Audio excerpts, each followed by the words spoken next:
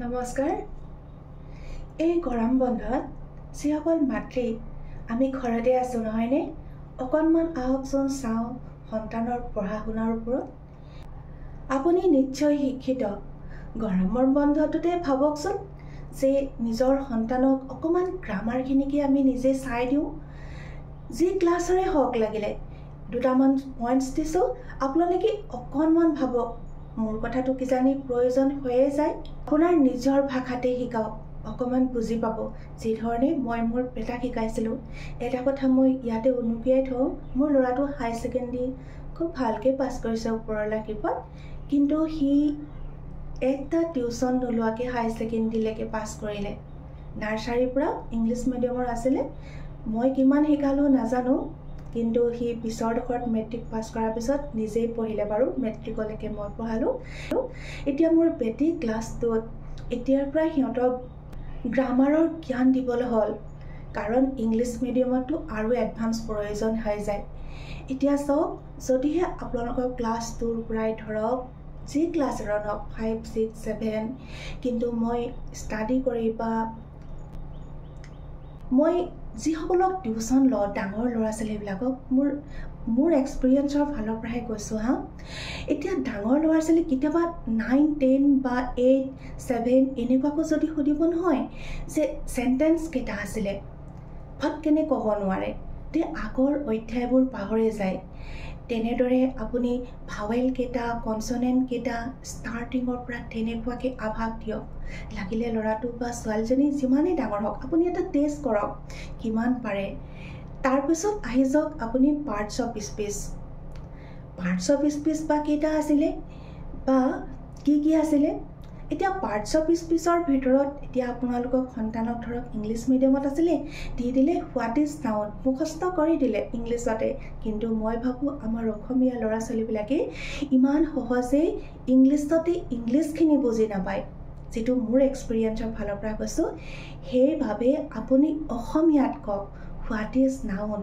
Noun মানে হৈ গ'লগৈ নাম বুজোৱা। যিমানবিলাক নাম আছে সকলোখিনি নাউন মানে বিশেষ্য পদ। ইয়াতে মই কৈ থওঁ, সেই বিশেষ্য মইহে কৈ দিলোঁ, আপোনালোকে বিশেষ্য পদটো লৈ নানিব, প্ৰব্লেম হৈ যায়। ল'ৰা ছোৱালীবিলাকে ভাবিব এই বিশেষ্যটো আকৌ ক'ৰ পৰা আহিল। গতিকে সেই তেনেকুৱাই কওক, ইংলিছ অসমীয়া মিলাই বুজাওক যে এইখিনিকে নাউন কোৱা হয়। প্ৰতিটো আভাস দিয়ক। চিন্তা কৰাচোন, এই ঘৰখনতে কিমান নাউন আছে। এনেকুৱা চিলেকশ্যন কৰিব ল'ৰা ছোৱালীবিলাকে উৎসাহিত হৈ কৰিব বিচাৰিব। তাৰপিছত হৈ গ'ল প্ৰনাউন। প্ৰনাউন বা কি আকৌ? এতিয়া তুমি নাউন পালা, নাম বুজোৱা মানে তোমাৰ নামবিলাকো হ'ব পাৰে, আমাৰ ষ্টুডেণ্টছৰ নামবিলাকো হ'ব পাৰে।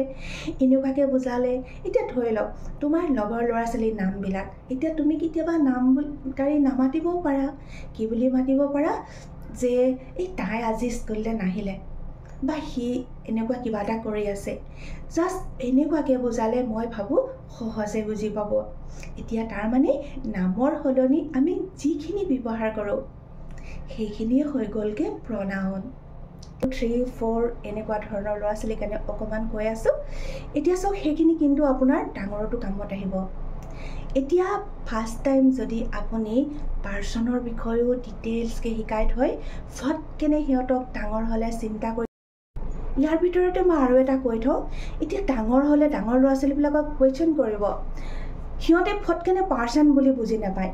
আপুনি টিউশ্যনো দি দিলে বা ক্লাছতো ছাৰে ভালকৈ বুজালে, ছাপ'জ 8, 9ৰ ল'ৰা ছোৱালী হা, সিহঁতক যেতিয়া টেন্স বুজোৱা হয় নহয়, suppose starting present indefinite tense, যেতিয়া এটা subject third person singular number হয়, তেতিয়া ভাৰ্বৰ লগত এছ বা ইএছ যোগ হয়।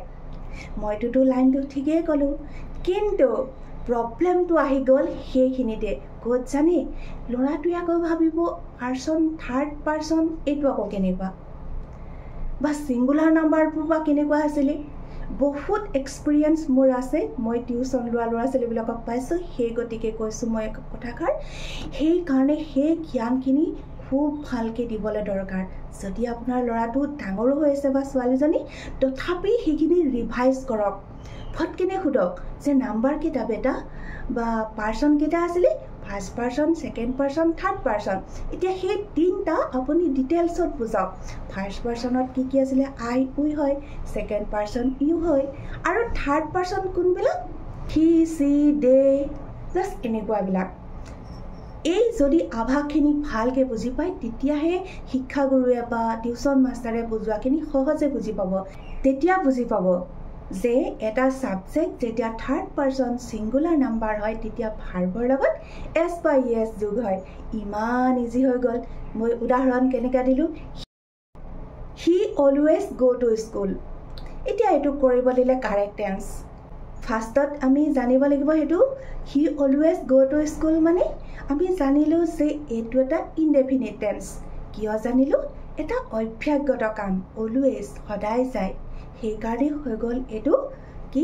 প্ৰেজেণ্ট ইনডেফিনিট টেন্স যেতিয়া আমি প্ৰেজেণ্ট ইনডেফিনিট বুলি জানি ল'লোঁ তেতিয়া he to third person singular number তেতিয়া আহি গ'ল লগালগ ভাৰ্বৰ লগত কি এছ বা ইয়েছ এতিয়া কোনখিনিত বা এছ বহে কোনখিনিত বা ইয়েছ বহে জাষ্ট এই সৰু সৰু জ্ঞানবিলাক মাতৃসকলে দিয়ক মই সেই লাইনটোৰে পিছৰডোখৰ অকণমান আৰু দি দিওঁ যে সি আকৌ কেনেকৈ স্কুল যায় চাইকেল লৈ যায় গাড়ীত যায় নে খোজকাঢ়ি যায় জাষ্ট সেইটো যে আৰু এটা কুৱেশ্যন ওলাই গ'ল সেই কুৱেশ্যনখিনিৰ মাজতে এটা প্ৰিপজিশ্যন আছে প্ৰিপজিশ্যনটো কেনেকুৱা হৈছে যে কেনেকুৱাই যায় সি আকৌ চাইকেল লয় বাই চাইকেল যদি খোজকাঢ়ি যায় অন ফুট এনেকুৱা ধৰণৰ এতিয়া সহজভাৱে এনেকুৱা ধৰণৰ বুজাবলৈ চেষ্টা কৰক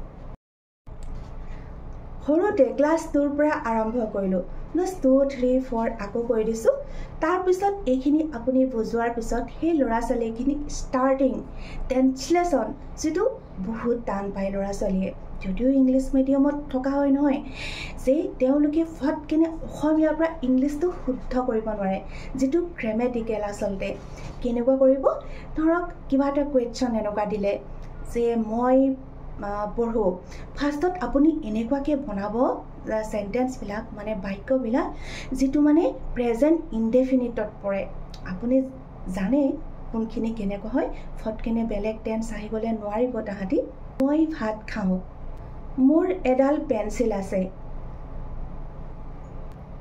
এনেকুৱা ধৰণৰ এতিয়া আপুনি যিকোনো দিব পাৰে কিন্তু আপুনি টেন্সটো চিলেক্ট কৰি দিব সহজে দিব সহজ শব্দত দিব এতিয়া সেই যে লাইনটো মই ভাত খাওঁ এতিয়া এইটো আপুনি ইংলিছলৈ ট্ৰান্সফাৰ কৰোঁতে কেনেকুৱা কৰিব এনেকুৱা এটা লাইন শিকাওঁতে নহয় আপুনি ফাৰ্ষ্ট টাইম চিন্তা কৰিব যে তাৰ ছাবজেক্ট ভাৰ্ব অবজেক্ট অসমীয়াটো ইয়াৰ মাজত নালিব কৰ্তা ক্ৰিয়া কৰ্ম এইখিনি প্ৰব্লেম হৈ যাব সেই গতিকে আপুনি কি কৰিব ইংলিছখিনি আনক subject verb object sentence structure বাক্যৰ গাঁথনি কেনেকুৱা হয় এটা সূত্ৰ যে ছাবজেক্ট ভাৰ্ব অবজেক্ট এতিয়া সেইটো ফাৰ্ষ্টত আনিবৰ কাৰণে আপুনি বুজাওক যে ছাবজেক্টবিলাক আকৌ কোনবিলাকক কোৱা হয় যে ইংলিছৰ লাইনবিলাক আনক তাৰ ভিতৰত দেখুৱাওক যে ষ্টাৰ্টিঙত আপুনি যাৰ বিষয়ে কোৱা হয় সেইটোৱে ছাবজেক্ট এতিয়া ধৰা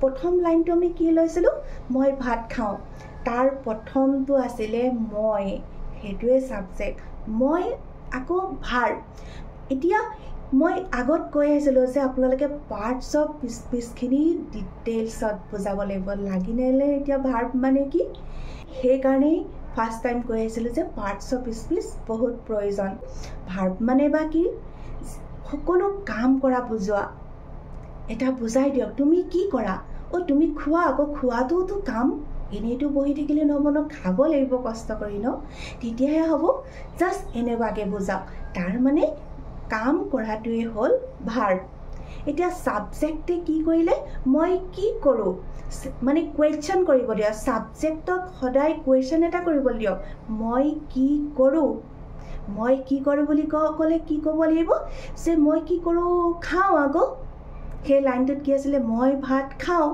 মই কি কৰোঁ মই খাওঁ তাৰপিছত কুৱেশ্যন আকৌ আহি গ'ল তুমি কি খোৱা তেনেকুৱা কুৱেশ্যন কৰাৰ পিছত আনচাৰটো কি ক'ব ভাত খাওঁ আকৌ ছাবজেক্ট ভাৰ্ব অবজেক্ট সাবজেক্টে সদায় কুৱেশ্যন কৰিব তেতিয়া ভাৰ্বটো নিজে পাই যাব এনেকুৱা কুৱেশ্যন কৰিব কি কৰোঁ সদায় সেই সাবজেক্টটো অনুযায়ী কুৱেশ্যনটো কৰিব প্ৰয়োজন যে কামটো কি কৰে আচলতে তেতিয়া ভাৰ্বটো ধুনীয়াকৈ ওলাই যায় তাৰ পিছত সেই কামটো কৰাৰ পিছত আকৌ কুৱেশ্যন কৰিলে তাৰ পিছৰটোৱে হৈ গ'লগৈ অবজেক্ট সাবজেক্ট ভাৰ্ব অবজেক্ট এতিয়া নিশ্চয়কৈ আপোনাৰ সন্তানে শুদ্ধকৈ বুজিব ঠিক এনেদৰে এটা সেই সেন্টেন্স স্ট্ৰাকচাৰটো যি ধৰণৰ আছিলে তেনেধৰণে শিকাওক সাবজেক্ট ভাৰ্ব অবজেক্টৰ জ্ঞানখিনি শুদ্ধকৈ দিয়ক মোৰ কথাখিনি বহুতে হয়তো